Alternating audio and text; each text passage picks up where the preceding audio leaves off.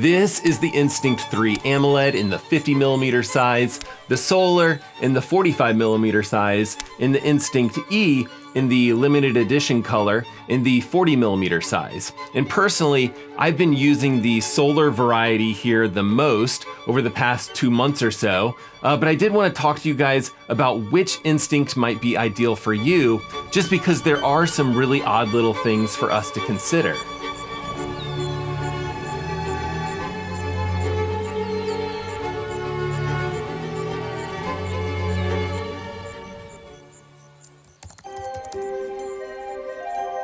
Okay, first things first, when you're buying the Instinct 3, you have 3 varieties and 3 sizes to choose from. The Instinct E comes in this 40mm edition in a 45mm size.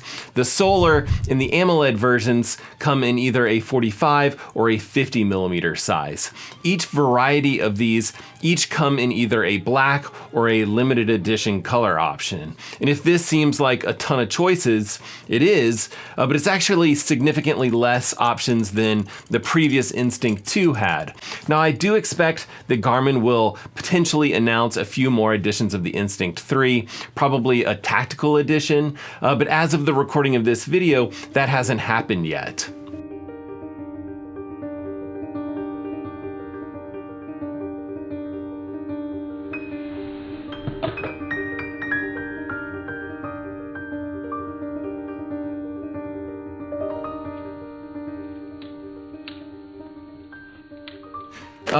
But real quickly, if you do decide that the Instinct 3 is the right watch for you, when you do get this watch home and you unbox it, it's pretty simple. It's just the watch itself, USB-C to Garmin's proprietary 4-pin connector cable, and then some documentation here.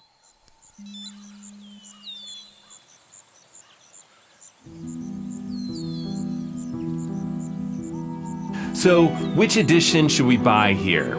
Now, I'm gonna go out on a limb and guess that you're probably not gonna want to pick up the Instinct E. I might be wrong. I do think that some of you might actually prefer the look of this. Actually, when I brought this watch home, my wife immediately said that she loved the color and the style of this limited edition version of the Instinct E, which was a little ironic just because I had just put out a video that very same day titled Garmin's Failed E Strategy.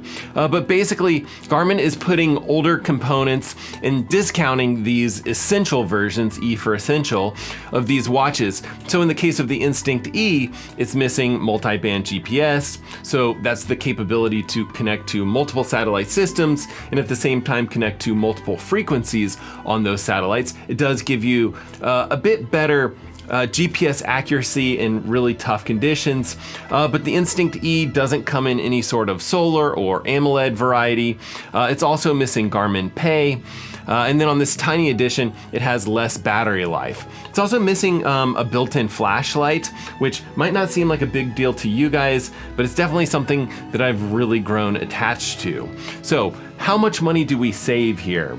Well, basically, you save about $100. The Instinct 3 Solar 45mm edition is $400 and the Instinct E is $300. But before you race off and go spend your hard-earned cash, I'm actually seeing the Instinct 2 on sale right now for $200. And it has a few things that the Instinct E doesn't have. Longer battery life for one thing. Depending on which variety you pick up, it might have multi-band GPS and just a few other features that I think make it worth considering for sure. Okay, moving on to the Solar versus the AMOLED edition and some sizing options here. Here's how the 45mm Solar edition looks on my 165mm wrists and how the 50mm AMOLED edition looks on my very tiny but still very manly wrists. I'm used to big watches. At this point, I've worn tons of large watches on this channel, so keep in mind that whatever you do end up getting, it just might take a little bit of getting used to. But for me, the larger sizes and the also larger weights that come along with those larger sizes haven't bothered me too much.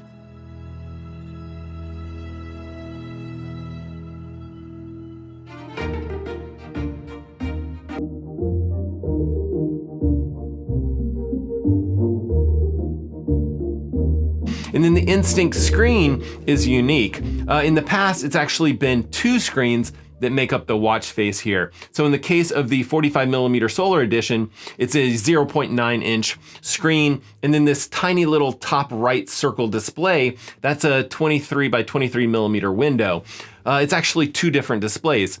It's used to highlight all kinds of cool stuff like the seconds, when you have your normal watch face, or some sort of icon if you're scrolling through the different options here, or show your heart rate if you're in the middle of an activity. And that's customizable. It's similar to the Instinct 2 or the Instinct 2X, although the Instinct 2X and also the Instinct 3 in the 50mm edition has a 1.1 inch display and a 27mm tiny little corner display in here. But the AMOLED display is just one single display, and then it's got this little secondary circular display in here, but that's just faked via software. So it's all built in. It's a 1.2 inch display for the 45mm edition and a 1.3 inch display for the 50mm edition. But here's the kicker. The AMOLED displays themselves are significantly higher resolution displays. So the 45mm edition is 390 by 390 pixels. The 50mm edition is 416 pixels by 416 pixels. I'd say in general, you can think of it as you're getting about double the screen resolution when you are using an AMOLED display versus what we see on the memory and pixel displays that we have here on the Solar Edition. So what's the trade-off? Well, the higher resolution, vibrant, full color display AMOLED devices draws more power when compared to the monochrome memory and pixel displays that we have on the Solar Edition. The AMOLED actually comes at a slightly higher price tag compared to the Solar as well. It's $400 for the 45mm Solar Edition, and it goes up to $450 for the 50mm edition, whereas the AMOLED versions are basically $50 more for each. So $450 for the 45mm edition and $500 for the 50mm edition. And what's wild here is the AMOLED versions actually have some additional features, such as the muscle map feature for strength workouts, strength workout animations, and large font mode. The AMOLED versions can also display more information and has a bit of a broader color palette. It's probably going to be a little bit more obvious when you're actually scrolling through the widgets and selecting widgets and kind of diving into that specific metric data here. For example, heart rate data example here. But I also noticed that the Solar Edition of the Instinct 3 was missing from the devices that were capable of handling this new app from Garmin. It was just this new app that I was checking out on Connect IQ. It's their little to-do app, and it can actually sync with Todoist, which is like this mobile application, or your Google to-do list or your Microsoft to-do list app. So it's a simple little app where you kind of check whatever you've done. But I was actually surprised that it was only available for the AMOLED editions from what I could tell.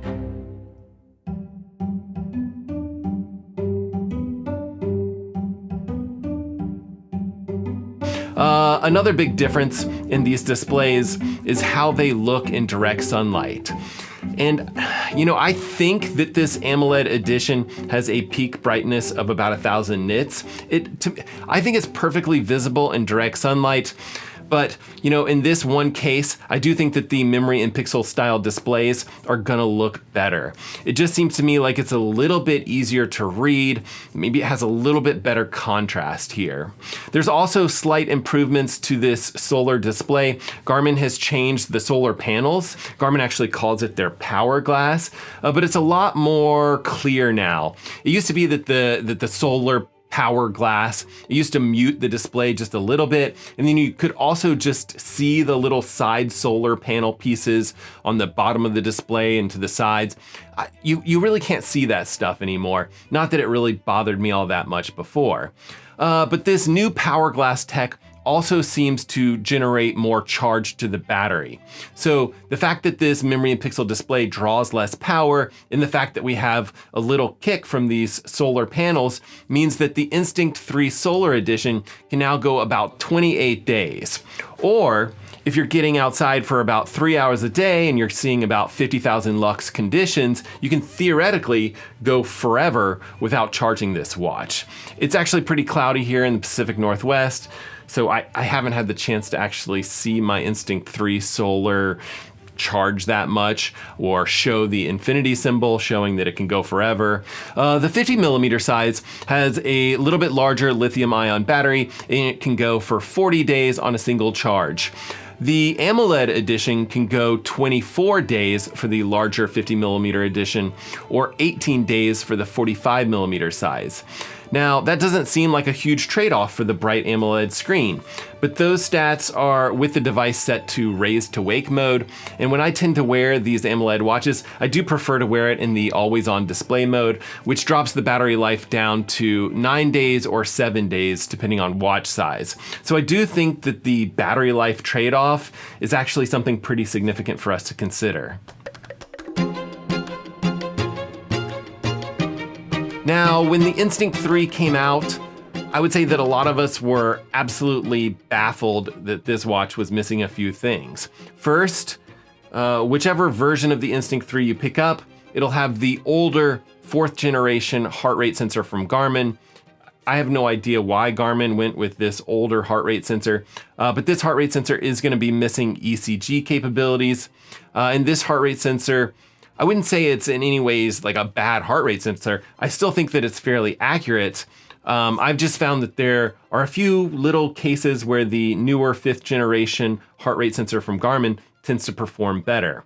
Here, take a look at this chart. In here, we're comparing the Garmin Forerunner 255 that's connected to an ECG style chest strap, which we can kind of consider the most accurate device here. But you can also see that we have the Apple Watch Series 10, which does extremely well of following along that chest strap. And then we have our Instinct 3 here, which I think does fine, maybe not quite as well. Now, the Instinct 3 Solar and the AMOLED edition both have an estimation for running power, and they both have multi-band GPS. Two features which are missing on the Instinct E. Now, I've done a few bike rides with this watch, and I've done a lot of runs with this watch, and I really don't see any major GPS misses on any of these watches. On my run this morning, I actually compared the Instinct 3 Solar with multi-band GPS enabled to the Instinct E just set to its all systems mode. And again, maybe one might be slightly better than the other, but for the most part, I don't think that these GPS modes are a reason to pick up one watch over another.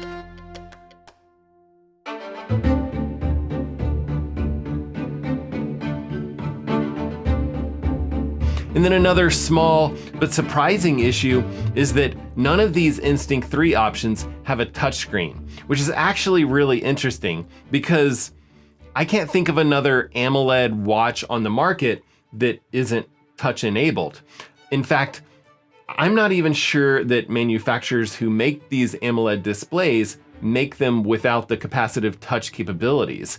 And so my gut feeling here is that Garmin's Instinct 3, at least the AMOLED edition, probably has the hardware capabilities to make it a touchscreen and just didn't because they didn't want that feature, or they didn't think that that feature would fit in with what they wanted to have for the full Instinct 3 series. Hopefully someone can correct me if I'm wrong. Someone that's in the know can just reach out and tell me what's going on here.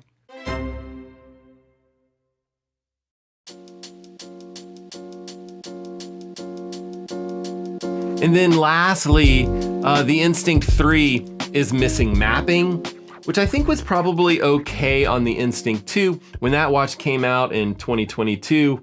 But now here we are in 2025, and it seems to me that watches that cost $400 or more tend to have mapping. Here is the Coros Pace Pro. It's $350. It has mapping. Here is the Polar M3. It's $400. It has mapping. This is the Suunto Race S. It's $350. It has mapping. Now, I definitely agree that the way that Garmin does mapping and routing, I don't think it can be argued that it is the same as what some of these other brands are doing. I just think that it's time for Garmin to integrate maps on any watch that's in that $350 to $400 range. I just think that here we are, it's 2025, and it's time to be doing that.